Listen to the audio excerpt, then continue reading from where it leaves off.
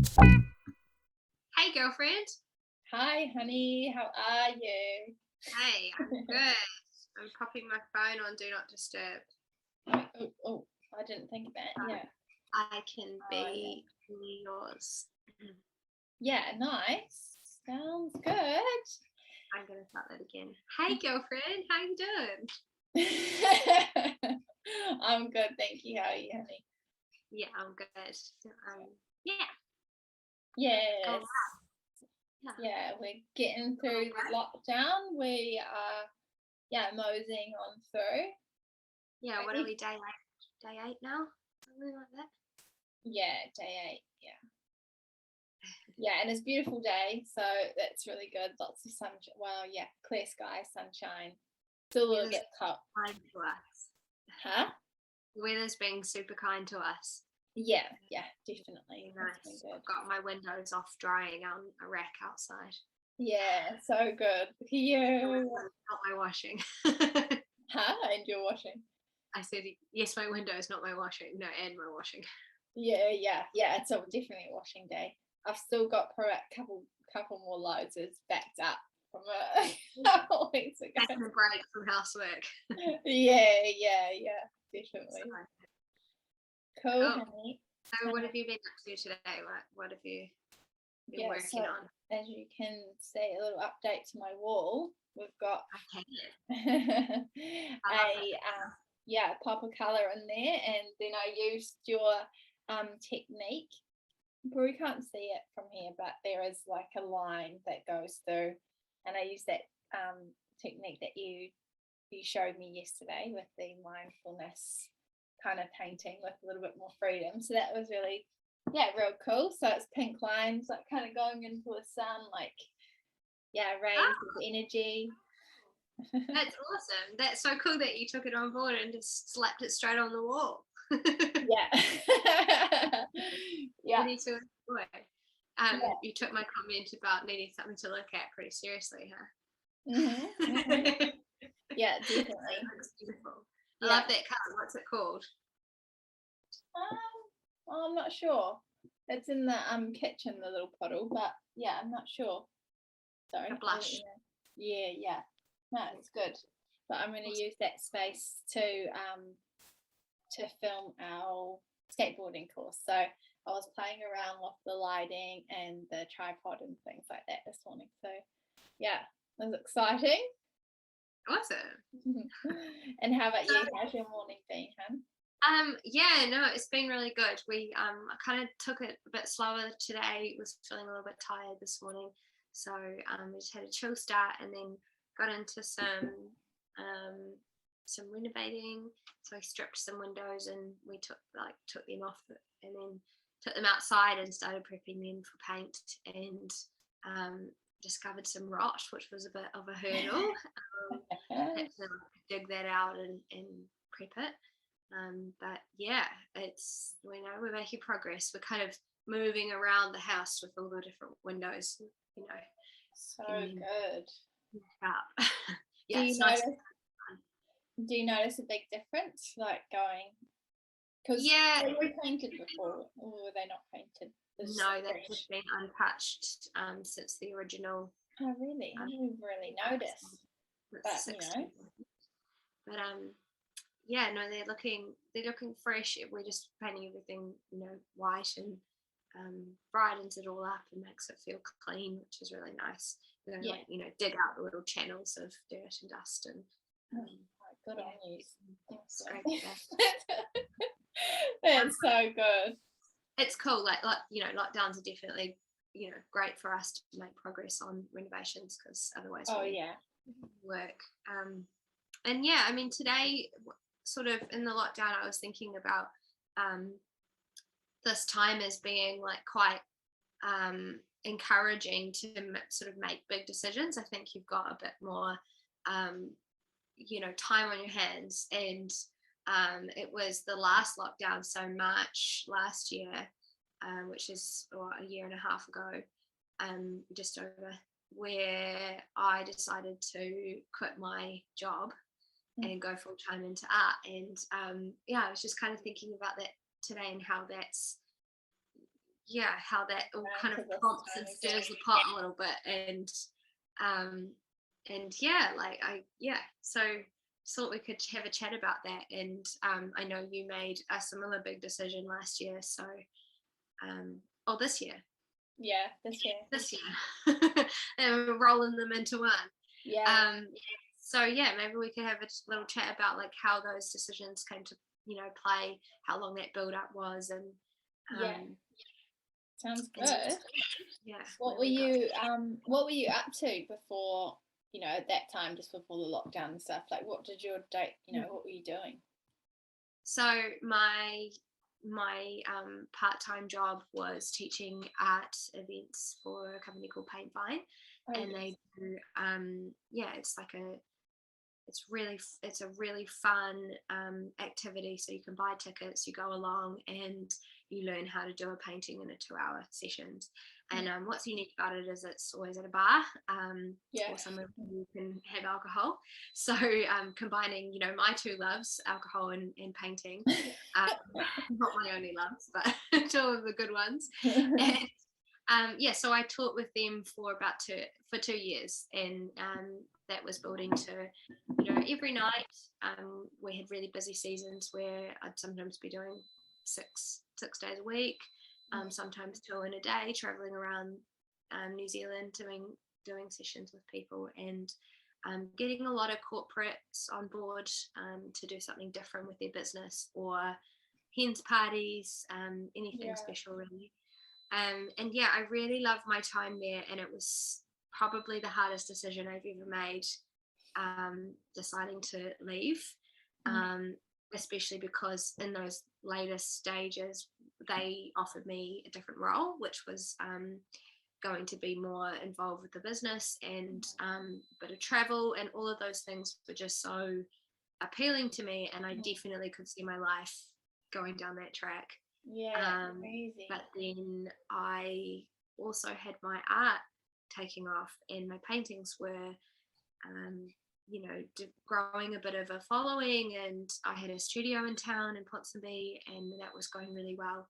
So I wrestled with this decision for such a long time, and in the end I decided to stop teaching the events and go full time into my love.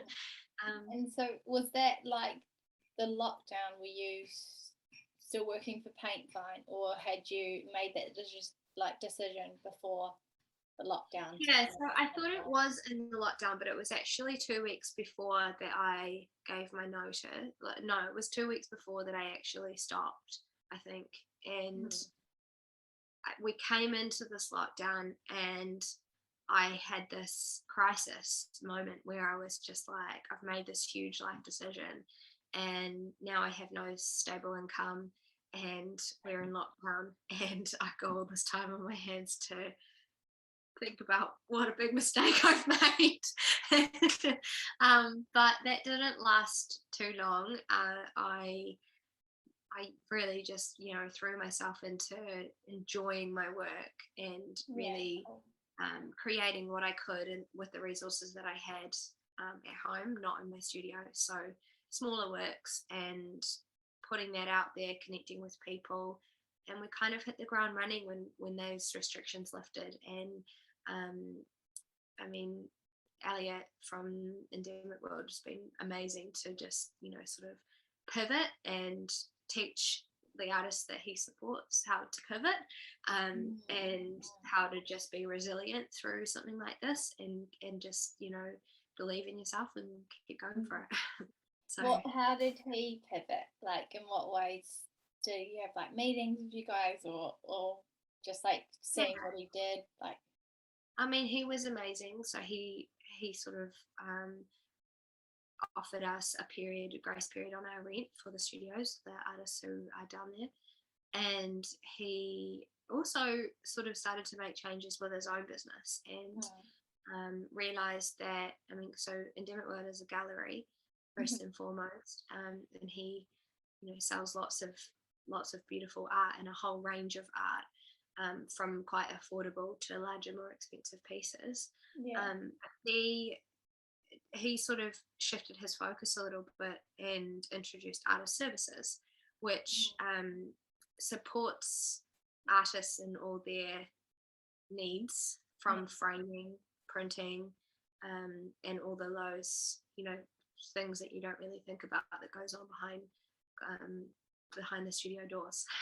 Yeah. And that's now a really thriving part of his business. It's a sort of separate entity, but it's going really well. And I think witnessing that has just been one of the drivers to keep going and to keep sort of reevaluating and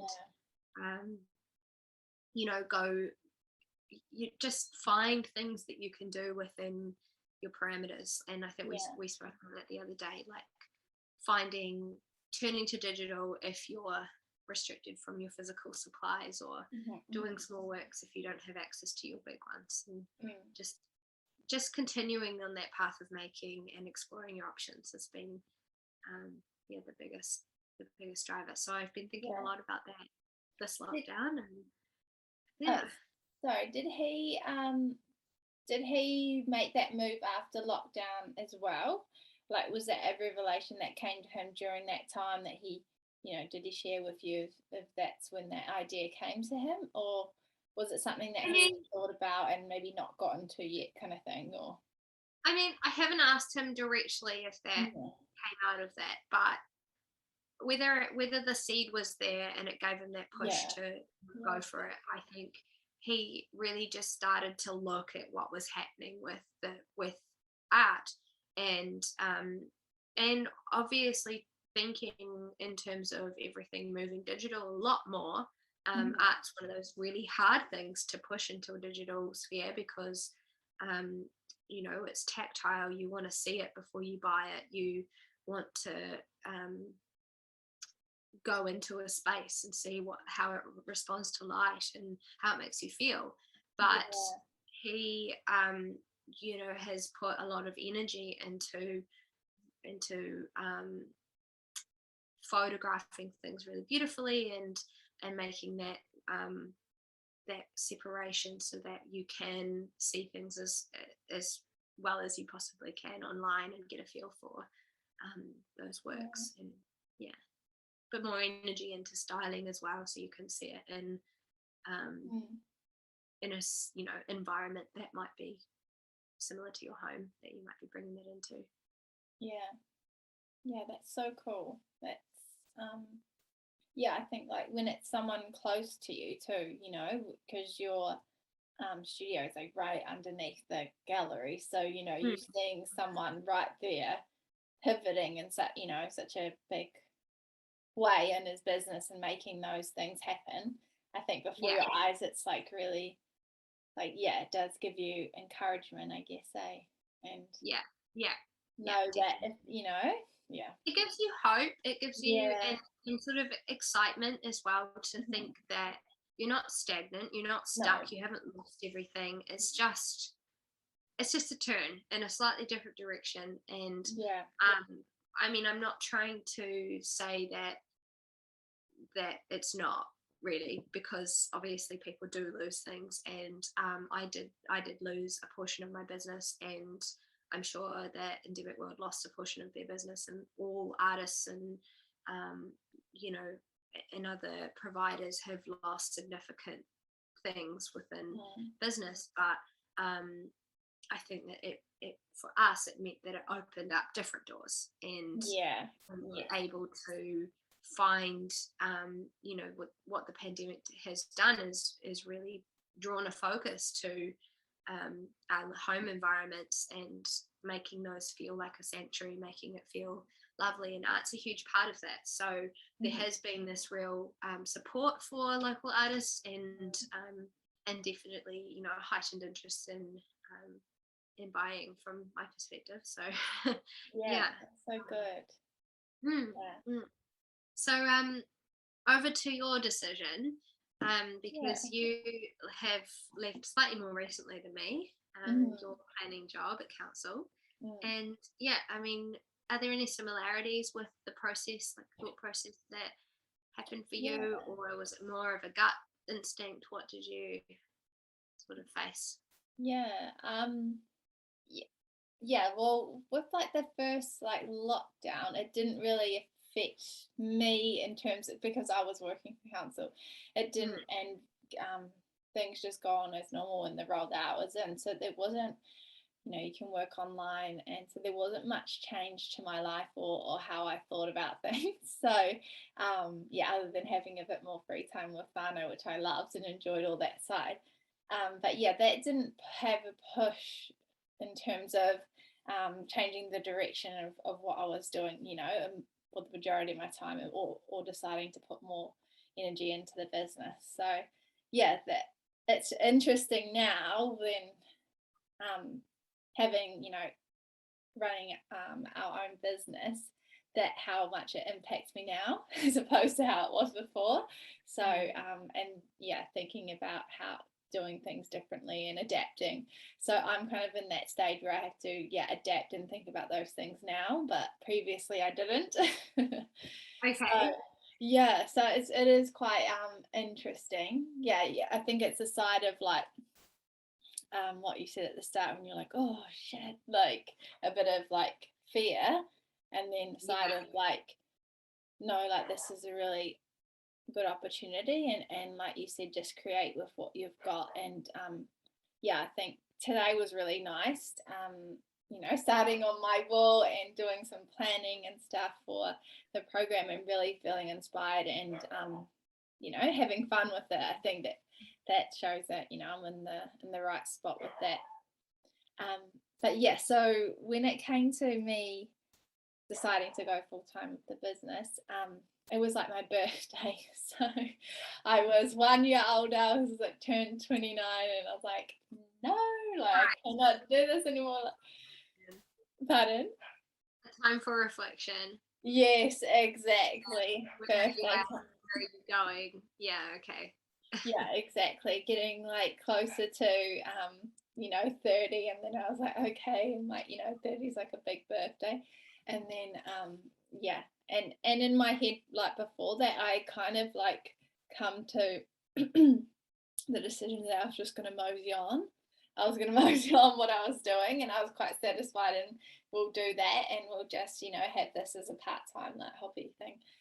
I mean, I think we had that conversation a week before your birthday, and it was the last turnaround between moving on and throwing it all in and going full time.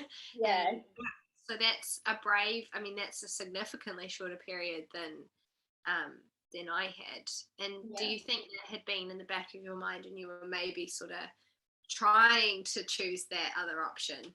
Like I feel like I've been trying to choose that option since we started with the business, like in 2016. Like it's been like that long that I don't know, I think I went full time at the start of it, and it didn't really have enough momentum and things going for me to give up my job or do a different job or go as part-time as I did. So it didn't really work out, and I think maybe I was a bit scared of that happening again. So I just had this secure job and did that part-time, and I kind of maybe like gave up a little bit in terms of thinking, oh, I can actually make this a full thing. And so I like just resided, I said to myself like, okay, well, we'll just do this. This is, be happy with this. And then my body, like all of my body was like, no, like don't. So it's like this inner conflict of just taking that path, but the fear of not knowing if that's going to be, if it's going to work out or if it's the right time, or all of these, insecurities and worries and da. But I think it was so good that I had this epiphany on my birthday, and it was just like, come on, G, like you got this, like it's all good. Like it just sounds like, oh I looked up into the sky, and I was just like, please help me. I want to be happy. I want to follow, like, what is the path? And they're like, you can do it. So I was like, okay, I can do it. So I and then it's been good. I think just making that decision and just saying like, just go for it. Life's too short.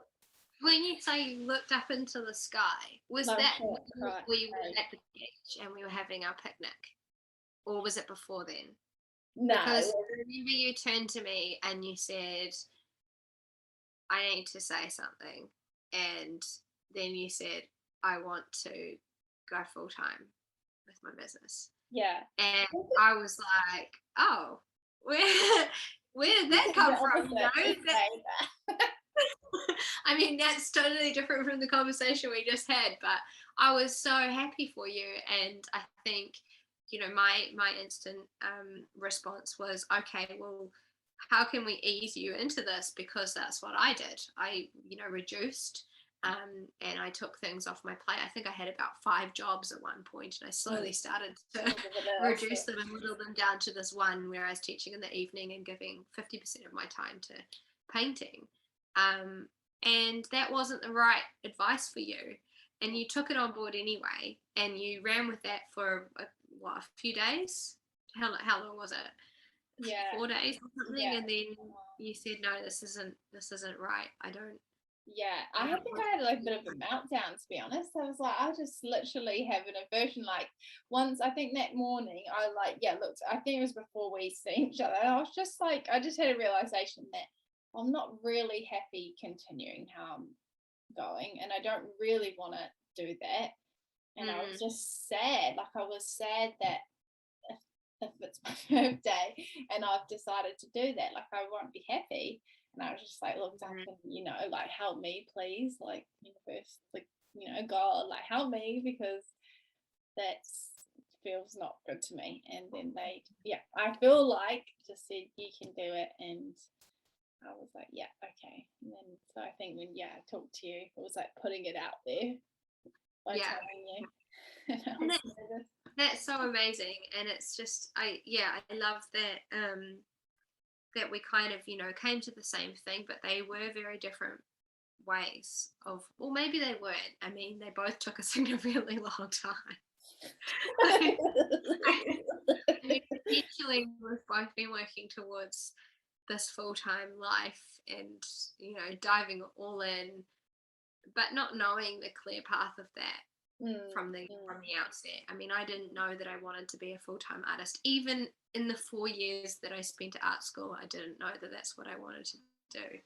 And I, applied for training college, and I worked for an interior designer, and I did graphic design, and I interned at a film company, and all these other, avenues before finally doing my first show and loving that with every fiber of my being, and wanting to make that so full time. But all of those jobs that I mentioned, all of those different things always supplemented that path in terms of income. So I was always contracting or teaching events on to have some consistency so that I could pay rent or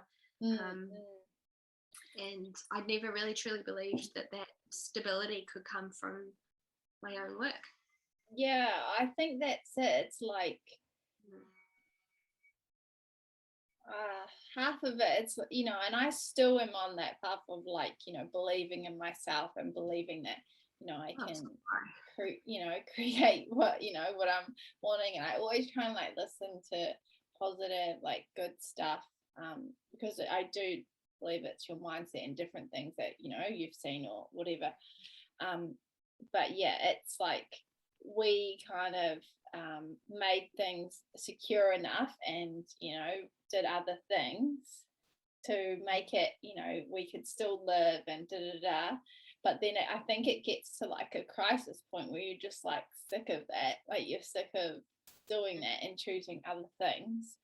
And even I think like the lifestyle for you too, like that was like because you were working a lot of nights, and I found the lifestyle quite tricky.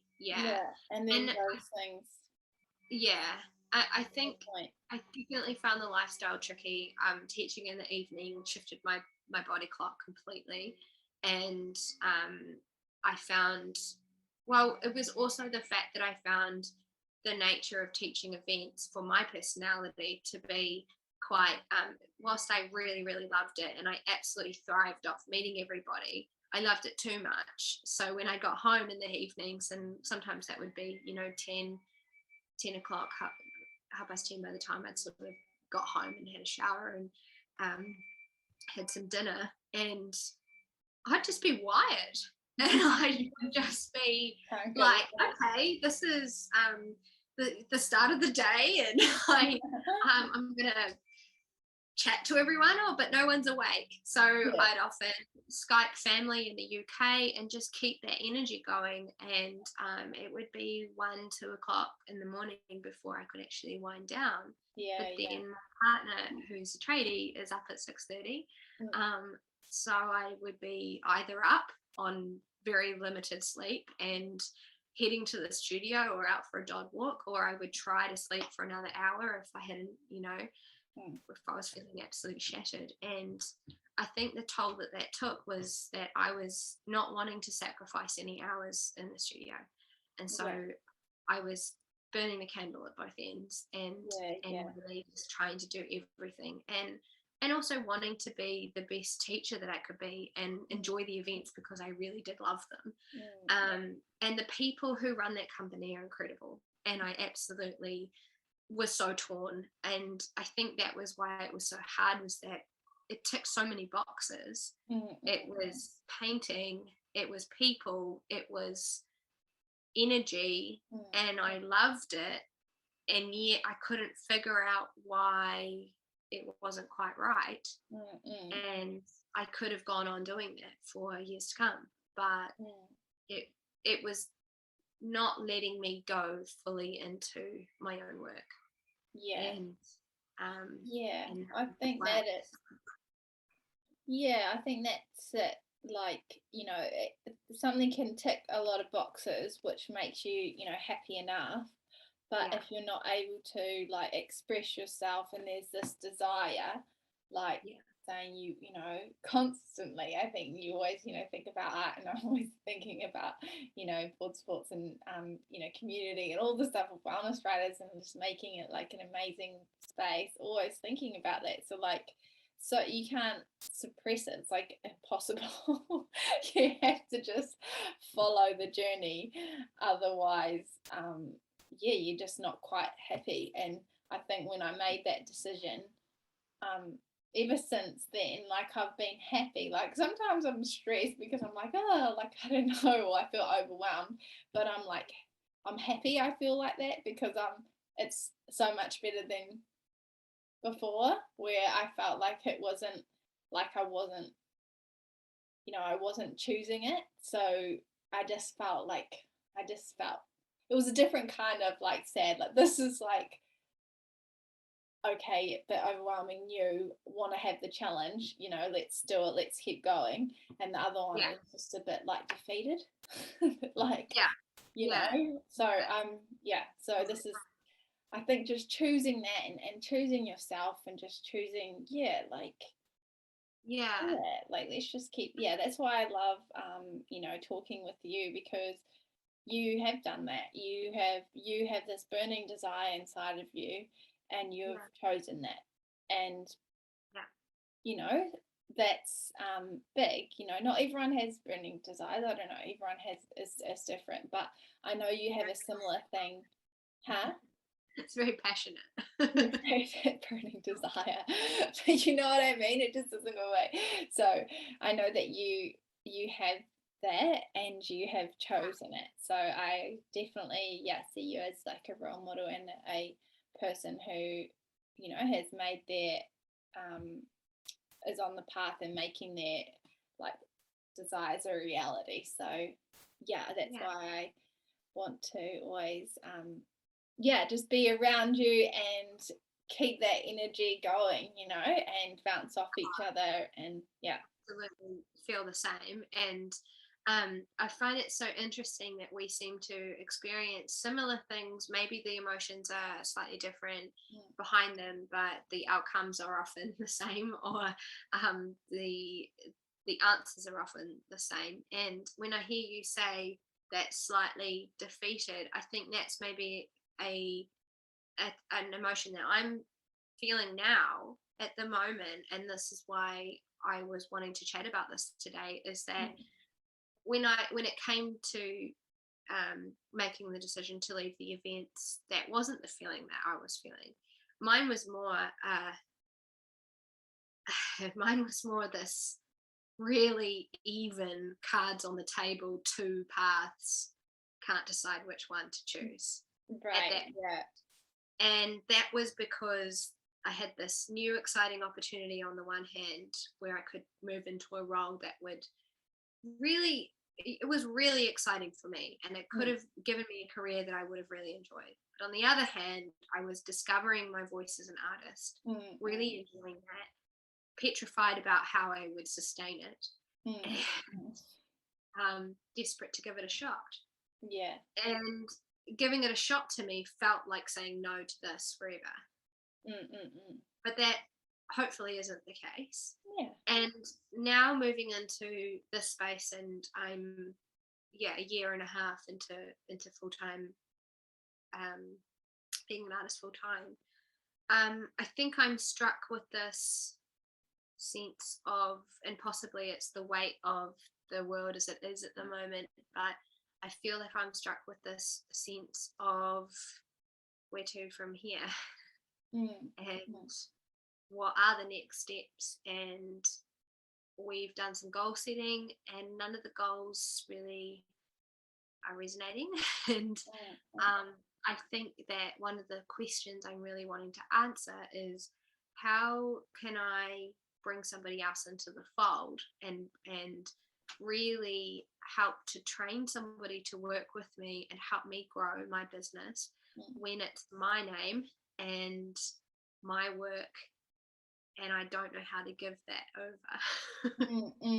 And I feel slightly defeated that I can't figure that out. No, it's just you never had to do it before, so that's always just a new challenge. But I guess even if you look at different examples and just like maybe even watch some or like read autobiographies of like fashion, like they always, it's their name, their brand. Like Louis Vuitton, I don't know. I don't even know if Louis Vuitton is the name of the designer or just the name, but you know what I mean. And they, I don't know. But they have other artists. Not artists, sorry, other designers who produce their work for them. Exactly. Like Cruella de Vil. I watched that movie recently. And she's a designer. She's a designer, and she has all of the understudies who make her, give her ideas for these 101 Dalmatians. Yeah, a new one. There's a new one out. It's got the chick of the one with red hair of she dated Spider-Man for a little bit or something. Kirsten Dunst. No, not that one. Like a new, like a younger one. But the next version of her. But she's funny. She's like she's funny. But anyway.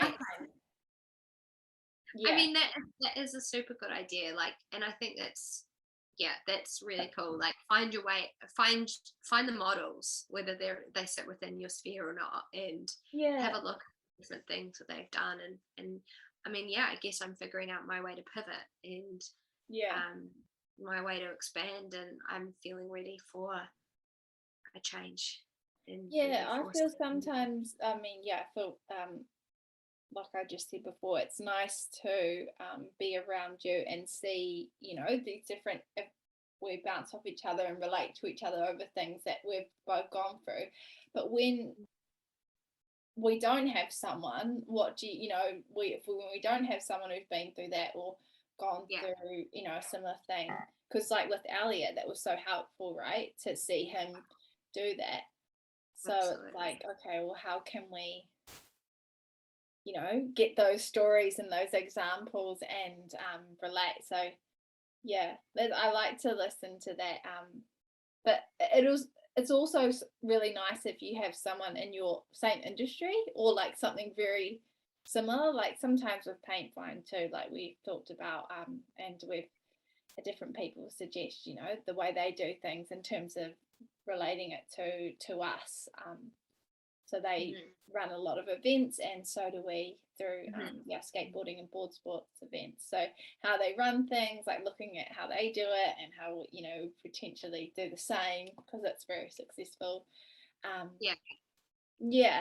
So structures, and it's for sure, it's sort of okay to look at other companies when you're not in direct competition with them.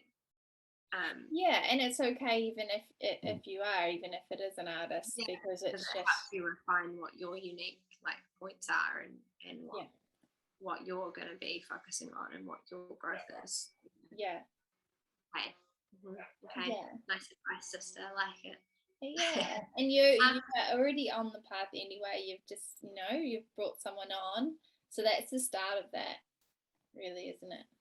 I guess it, and probably it's because we're here and I'm going panic. How do I make this work when we can't even access my studio and we can't get in there, and I can't get the very person that I've brought on to board to help me and I think I just need to look at the other ways that we can make that work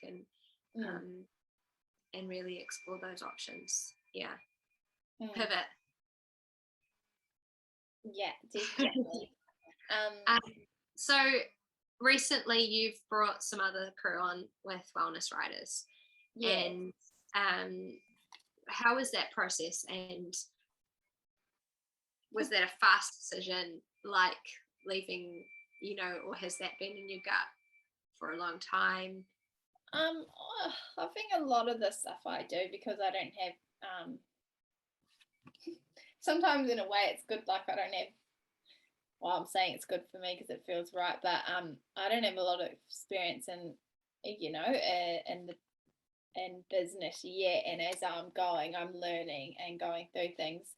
So I just follow my instincts and my gut, and so I was doing a lot of sessions either solo or with another client that we're working with, but I found it quite intense just for myself, and then it gets to a point where you can only do so much, so you need to bring someone in, and then so I just followed that instinct, got overwhelmed, thought, okay, how do I not get overwhelmed?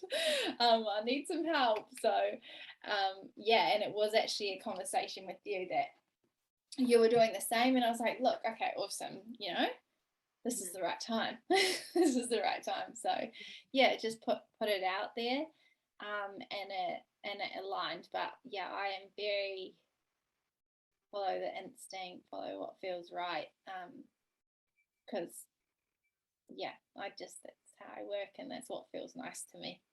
So, love that.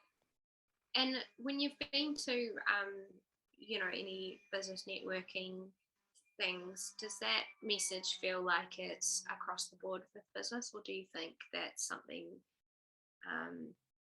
that maybe doesn't get as much attention, like that thing of really trusting your gut and working intuitively?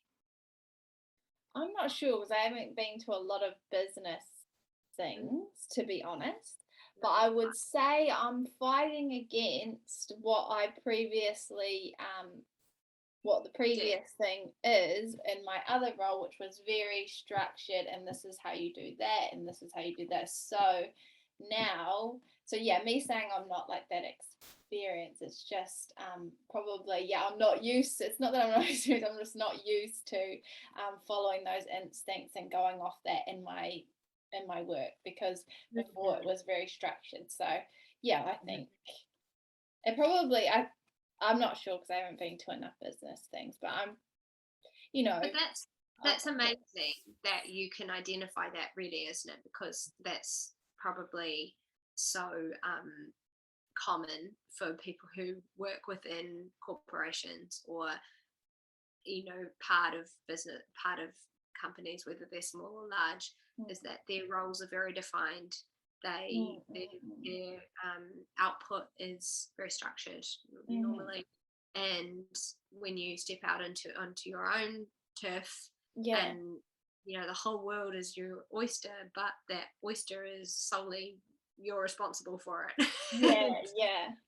And so you try to wear as many hats as you possibly can, and you try to learn as much as you can, and sometimes you can just feel like, you know, you're drowning in it, or and that's when it's just amazing to get the right support and you know, find the right people to help. And I mean, for me, that's a good accountant, and that's a good it's good mentorship, and I am feeling very fortunate to have a couple of very good mentors from different avenues. And you for leaning on and advice.